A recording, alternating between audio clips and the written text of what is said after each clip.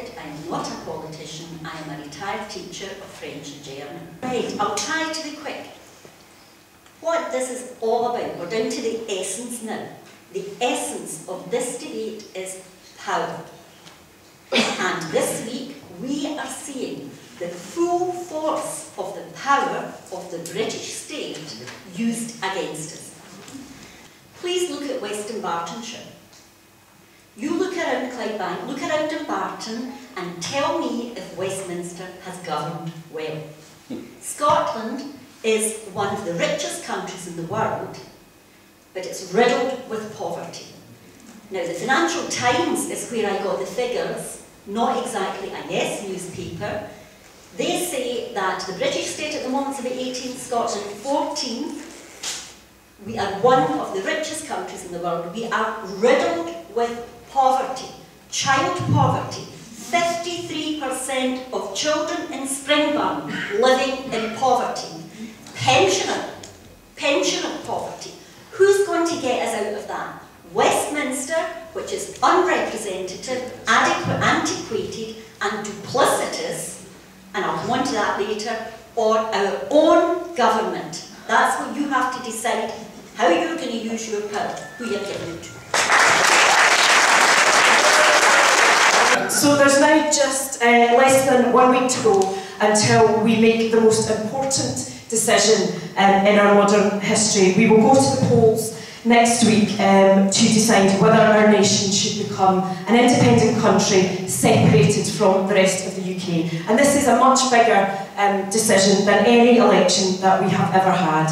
It will be irreversible, the decision, and if it doesn't work out, there is no going back. If it's a yes and it doesn't work out, there is no going back. I will be voting to keep Scotland in the UK.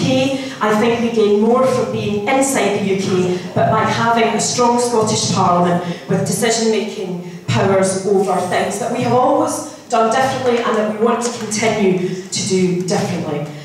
We live in a world now of interdependent countries where I think people gain by working together, not by pulling up the drawbridge. And I understand that people feel remote from Westminster. I was in Carlisle in the north of England a couple of months ago, and it felt just as remote.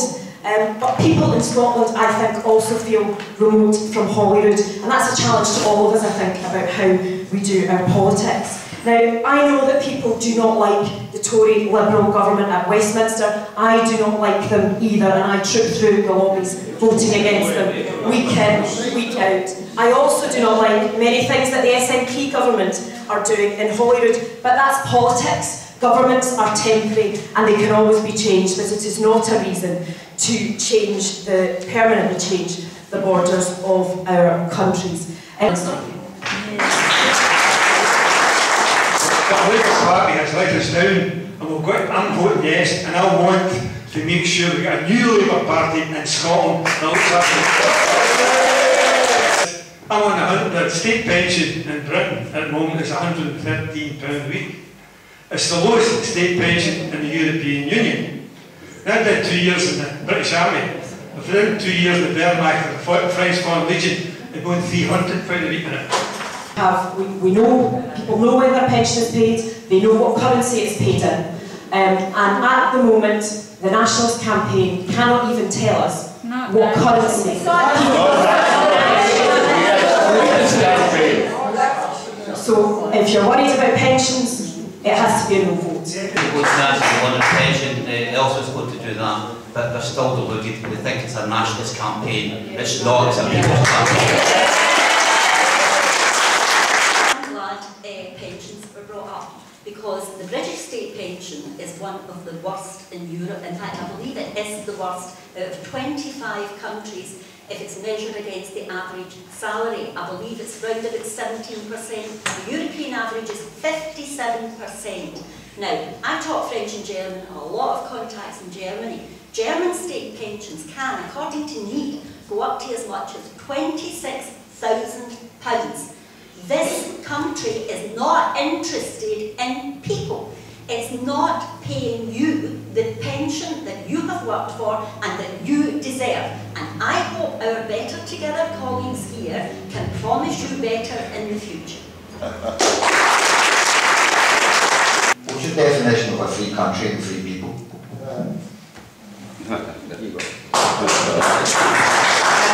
One in which people have the right to elect their own governments. We elect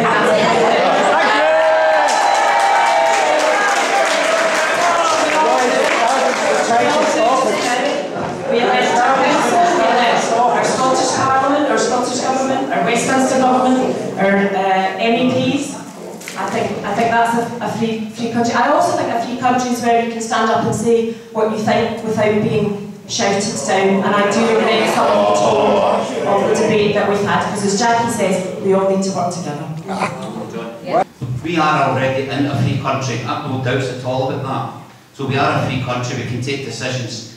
My definition of freedom is when you take a decision that actually matters. Gemma immediately went into Westminster speak. She equates freedom with elections. Elections is not what democracy is about, it's about decision making. We have to get to a situation where the people are sovereign over Parliament and not Parliament sovereign over the people.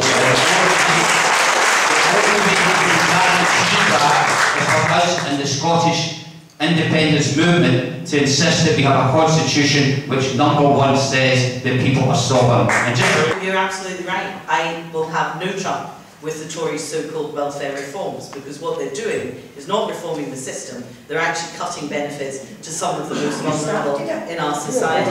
Can I say, but that is what I prefer people to do, is use the power they have rather than play a blame game with Westminster when they have the power to do something to help people. And it took them a year to do it, and that's tragic. The welfare reforms were introduced. The welfare reforms were introduced with the Labour government, yes. And they were actually introduced by Lord Freud. And Lord Freud was the architect of that, employed by the Labour government. So seamlessly was it the joining up between the Labour and the Tories that Lord Freud actually then went straight from a Labour government to work for the Tory government with absolutely no distinction whatsoever. And when I actually asked some Labour Party people why it was we got into this situation, they said, well, our welfare reforms wouldn't have been so severe. We introduced welfare reform because we knew we had to limit welfare spending, but we didn't think it would go as far as that. Well, I'm sorry. If you actually turn around like the cat out of the bag, it's going to run about the place daft squealing, and you introduce welfare reform, you are the architects of welfare reform, and then when you come up and you say, we're against welfare reform, and Gemma goes down and votes for welfare caps with all the people in this country.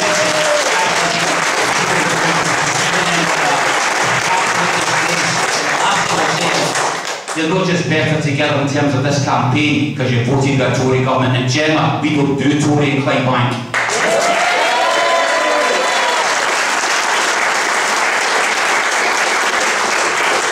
Currency union or no currency union, we will use the pound. I suspect, strongly suspect, there will be a currency union because it is not in the interest of the rest of the UK not to have one. But, and incidentally, a leading government figure, we don't know quite who, we've got suspicions, bled that out to the press, to the Guardian. Of course they will. But even if they didn't, that might actually be to our advantage. In fact, the Adam Smith Institute has said that not having a currency union could work in Scotland's favour. It could work in Scotland's favour because the banks would have to be much more careful, and you wouldn't get the casino banking supervised by a casino government that we have had from Westminster. We would not have to join the euro, no, we would have to rearrange to rejoin the EU. There is no mechanism in the EU to expel people who are already members, and we are already members, and I don't think we'll say no to a country that has 60% of Europe's oil, 25% of its wind and tidal power, and 10% of its... It's just not true, it is bluster, and we do have facts, and the facts we have are the legal opinions. And if Scotland leaves the UK, it leaves all of the agreements that the UK has with other countries around the world, like in the EU, like in NATO. And at the very least, there is discussion and there are opinions about this. So you cannot give people a guarantee about what currency we would be using or what that would mean for them. So at the very least, it is not clear and it is too big a risk to take.